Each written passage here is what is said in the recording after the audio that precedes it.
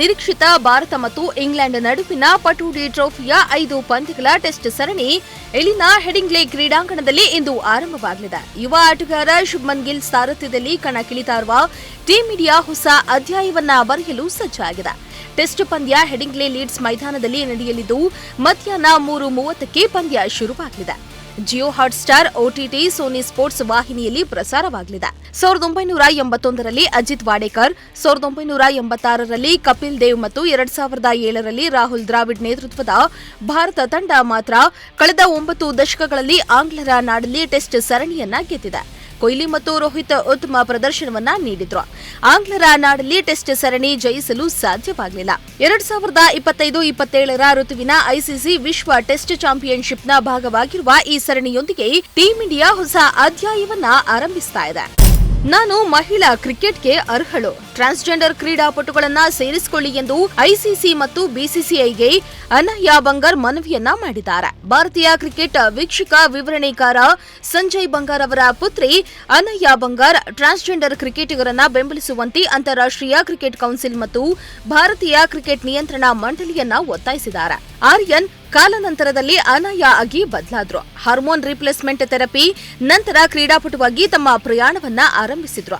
ಇದಕ್ಕೆ ಸಂಬಂಧಿಸಿದ 8 ಪುಟಗಳ ಕ್ರೀಡಾಪಟು ಪರೀಕ್ಷಾ ವರದಿಯನ್ನ ಹಂಚಿಕೊಂಡಿದ್ದಾರೆ. ಇನ್ಸ್ಟಾಗ್ರಾಂನಲ್ಲಿ ಅನಹ್ಯ ವಿಡಿಯೋವೊಂದನ್ನು ಹಂಚಿಕೊಂಡಿದ್ದು ಮಹಿಳಾ ಕ್ರಿಕೆಟ್ನಲ್ಲಿ ಭಾಗವಹಿಸಲು ತಾನು ಅರ್ಹಳಾಗಿದ್ದೇನೆ ಎಂದು ಬಹಿರಂಗಪಡಿಸಿದ್ದಾರೆ. ಭಾರತ ಮತ್ತು ಇಂಗ್ಲೆಂಡ್ ನಡುವಿನ ಟೆಸ್ಟ್ ಸರಣಿ ಆರಂಭಕ್ಕೆ ಕೆಲವೇ ಗಂಟೆಗಳು ಬಾಕಿ ಉಳಿದಿವೆ. ಲೀಡ್ಸ್ನ ಹೆಡಿಂಗ್ಲಿಯಲ್ಲಿ ಮೊದಲ ಟೆಸ್ಟ್ ಪಂದ್ಯದಿಂದ ಪ್ರಾರಂಭವಾಗಲಿದೆ. ಈ ಸರಣಿಯೊಂದಿಗೆ ಟೀಂ ಇಂಡಿಯಾದಲ್ಲಿ ಕನ್ನಡಿಗ ಕರುಣ್ ನಾಯರ್ ಅವರ 2ನೇ ಇನ್ನಿಂಗ್ಸ್ ಆರಂಭವಾಗಲಿದೆ. 8 ವರ್ಷಗಳ ಹಿಂದೆ ಭಾರತ ಟೆಸ್ಟ್ ತಂಡಕ್ಕೆ ಪಾದಾರ್ಪಣೆ ಮಾಡಿದ್ದ ಕರುಣ್ಗೆ ಆ ಬಳಿಕ ಹೆಚ್ಚಿನ ಅವಕಾಶಗಳು ಸಿಗಲಿಲ್ಲ.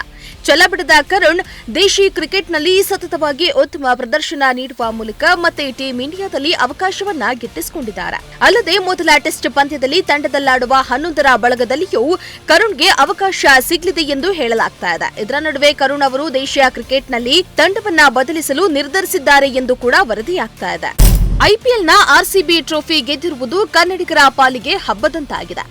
ಆರ್ಸಿಬಿ ಹಾಗೂ ಪಂಜಾಬ್ ಕಿಂಗ್ಸ್ ನಡುವೆ ನಡೆದ ಫೈನಲ್ ಪಂದ್ಯದ ರೋಮಾಂಚಕತೆಯನ್ನ ಮಾತಿನಲ್ಲಿ ವರ್ಣಿಸಲು ಸಾಧ್ಯವೇ ಇಲ್ಲ. ಕೊನೆಯ ಎಸೆತದವರೆಗೂ ತೀವ್ರ ಕುತೂಹಲವನ್ನ ಕೆರಳಿಸಿದ್ದ ಈ ಪಂದ್ಯದಲ್ಲಿ ಆರ್ಸಿಬಿ ಅಭಿಮಾನಿಗಳು ನಿರೀಕ್ಷಿಸಿದ ಫಲಿತಾಂಶವೇ ಹೊರಬಿದ್ದಿತು.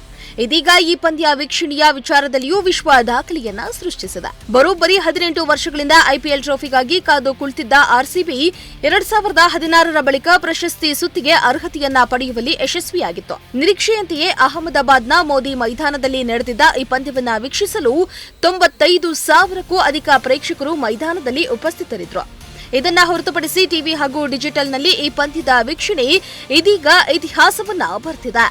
2 ಬಾರಿ ಒಲಿಂಪಿಕ್ಸ್ ಪದಕ ಗೆದ್ದಿರುವ ಭಾರತದ ತಾರಾ ಜಾವ್ಲಿನ್ ಎಸೆತಗಾರ ನೀರಜ್ ಚೋಪ್ರಾ ಅವರು ಇಂದು ತಡರಾತ್ರಿ 1:15ಕ್ಕೆ ಆರಂಭವಾಗುವ ಪ್ಯಾರಿಸ್ ಡೈಮಂಡ್ ಲೀಗ್ನಲ್ಲಿ ಕಣಕ್ಕಿಳಿಯಲಿದ್ದಾರೆ. 8 ವರ್ಷಗಳ ನಂತರ ಅವರು ಪ್ಯಾರಿಸ್ ಡೈಮಂಡ್ ಲೀಗ್ನಲ್ಲಿ ಸ್ಪರ್ಧಿಸುತ್ತಿದ್ದಾರೆ. ಜರ್ಮನಿಯ ಜೂಲಿಯನ್ ವೆಬರ್ 2 ಬಾರಿಯ ವಿಶ್ವ ಚಾಂಪಿಯನ್ ಆಂಡರ್ಸನ್ ಪೀಟರ್ ಅವರಿಂದ ತೀವ್ರ ಪೈಪೋಟಿ ಎದುರಾಗುವ ಸಾಧ್ಯತೆ ಇದೆ. ಮೇ ತಿಂಗಳಲ್ಲಿ ಸತತ 2 ಸ್ಪರ್ಧೆಗಳಲ್ಲಿ 2ನೇ ಸ್ಥಾನವನ್ನ ಪಡೆದಿದ್ದ ನೀರಜ್ ವರ್ಷದ ಮೊದಲ ಚಿನ್ನದ ಪದಕದ ಮೇಲೆ ಕಣ್ಣಿಟ್ಟಿದ್ದಾರೆ. ಇದಕ್ಕಾಗಿ ಕಠಿಣ ಅಭ್ಯಾಸವನ್ನ ಕೂಡ ನಡೆಸಿದ್ದಾರೆ. ಜೂಲಿಯನ್ ವೆಬರ್ ಮತ್ತು ಆಂಡರ್ಸನ್ ಮಾತ್ರ ಚೋಪ್ರಾ ಅವರ ವೈಯಕ್ತಿಕ ಶ್ರೇಷ್ಠ ಸಾಧನೆಯನ್ನ ಮೀರಿಸಿದ್ದಾರೆ. ಕಳೆದ ತಿಂಗಳು ದೋಹಾದಲ್ಲಿ ನಡೆದ ಪ್ರದರ್ಶನದೊಂದಿಗೆ ಚೋಪ್ರಾ ಇತ್ತೀಚೆಗೆ ವಿಶೇಷ 90 ಮೀಟರ್ ಕ್ಲಬ್ ಅನ್ನ ಸೇರಿದ್ದಾರೆ.